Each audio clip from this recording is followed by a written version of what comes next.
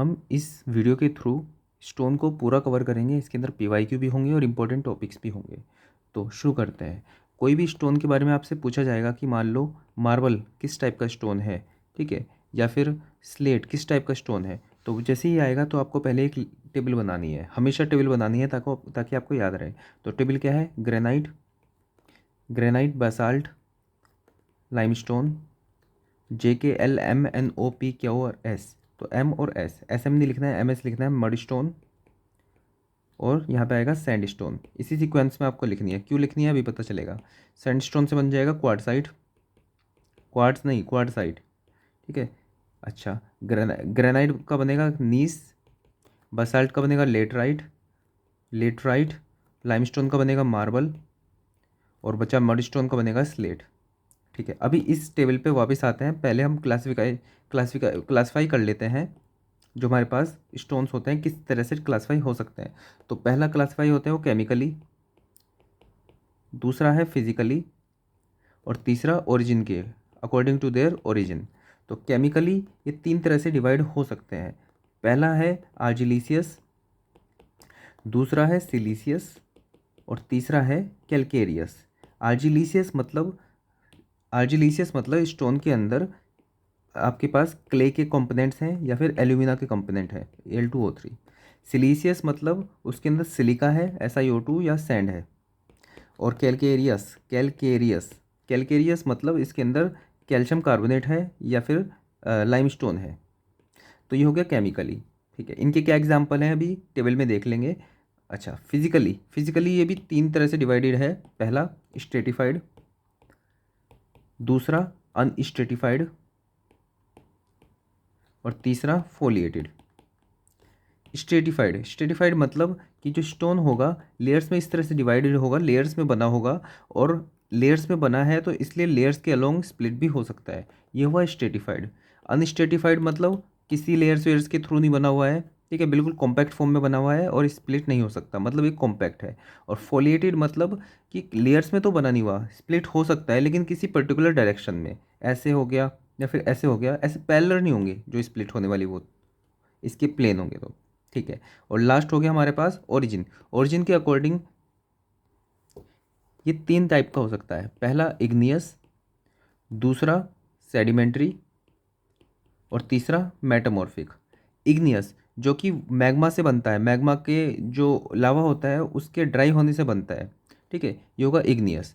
दूसरा सेडिमेंट्री जो कि एग्जिस्टिंग रॉक्स हैं उनकी वेदरिंग से बनता है, जैसे मैकेनिकल उसके ऊपर कुछ मैकेनिकल फोर्स लगी या फिर केमिकल फोर्स लगी या फिर विंड से बन गया या फिर आपके वाटर की फोर्स से बन गया, तो वो होगा सेडिमेंट्री। और मेटामॉर्फिक जो होगा ये क्या होता है, ये भी एग्जिस्टेड रॉक्स होते हैं, बस इसके ऊपर हाई प्रेशर और टेम्परेचर का जब इम्पैक्ट होता है तो बनते हैं, जो वो होते हैं मेटामॉर्फिक रॉक्स।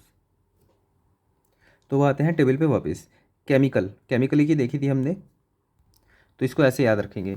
ये होता है सिलीसियस, आर्जिलिसियस, कैलकेरियस, आर्जिलिसियस, सिलीसियस, ठीक है, इस तरह से याद रखेंगे। तो अब डायरेक्टली हमसे पूछ लिया जाए कि मड स्टोन क्या है, आर्जिलिसियस है। मार्बल क्या है, कैलकेरियस है। नीस क्या है, सैंडस्टोन, सॉरी सिलीसियस है, ठीक है। तो आपको इस टेबल को बनाया इस तरह से किया। आगे चलते हैं। इधर वाली साइड, ये जो लाइन है इससे इधर वाली साइड या तो आपके पास ये होंगे सेडिमेंट्री या होंगे इग्नियस, और जो इधर वाले हैं वो होंगे मेटामॉर्फिक, ठीक है। मतलब सेडिमेंट्री और इग्नियस रॉक्स पे हाई प्रेशर और टेम्परेचर लगाने के बाद ये मेटामॉर्फिक बन गए, तो ये तो सब है मेटामॉर्फिक। तो मेटामॉर्फिक के एग्जांपल पूछे या फिर पूछ लिया जाए, स्लेट क्या है, मेटामॉर्फिक है, ओके। अच्छा, मेटामॉर्फिक है और क्या है, आर्जिलिसियस है। इतनी बात समझ में आई, ठीक है। अच्छा, जो ऊपर वाले दो हैं ये है इग्नियस। ऊपर वाले दो है इग्नियस और नीचे वाले तीनों के तीनों है सेडिमेंट्री, ठीक है। तो अब डायरेक्टली आपसे कुछ क्वेश्चन पूछ लिया जाएगा कि लाइमस्टोन क्या है, तो सेडिमेंट्री भी है, ठीक है, कैलकेरियस है, ठीक है। इस तरह से आप डायरेक्टली बता सकते हो।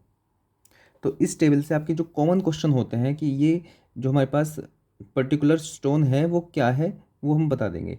तो अभी तक हमने देख लिया केमिकली ओरिजिन, लेकिन क्वेश्चन ये भी आ जाता है कि बताओ स्ट्रेटिफाइड है या अनस्ट्रेटिफाइड है या फोलिएटेड है। कॉमनली जितने भी मेटामॉर्फिक रॉक्स होते हैं वो फोलिएटेड होते हैं, एक्सेप्ट सम। हमने क्या स्टेटमेंट दी कि जितने भी मेटामॉर्फिक रॉक्स हैं, हमने देखा ये जो इधर वाले थे ये मेटामॉर्फिक रॉक्स थे, ये सब फोलिएटेड होते हैं एक्सेप्ट सम। तो मतलब जो मार्बल है, बाकी सब तो ठीक है, ये जो मार्बल है ये फोलिएटेड नहीं होके ये अनस्ट्रेटिफाइड होता है। अनस्ट्रेटिफाइड मतलब लेयर में नहीं होता, अनस्ट्रेटिफाइड होता है ये। और जो स्लेट होता है ये होता है स्ट्रेटिफाइड। इनको अलग से याद कर लेना है। स्ट्रेटिफाइड मतलब ये सब तो हैं हमारे क्या, फोलिएटेड। जैसे हमने बताया कि मेटामॉर्फिक रॉक्स जितने भी होते हैं फोलिएटेड होते हैं, लेकिन मार्बल अनस्ट्रेटिफाइड होता है और स्लेट जो होता है स्ट्रेटिफाइड होता है, मतलब लेयर्स में बना होता है। अच्छा, एक डायरेक्टली एक क्वेश्चन भी पूछा जा चुका है, जो सैंडस्टोन होता है इसकी 65 MPa इसकी क्रशिंग स्ट्रेंथ होती है, और जो लाइमस्टोन होता है इसकी होती है 55 MPa।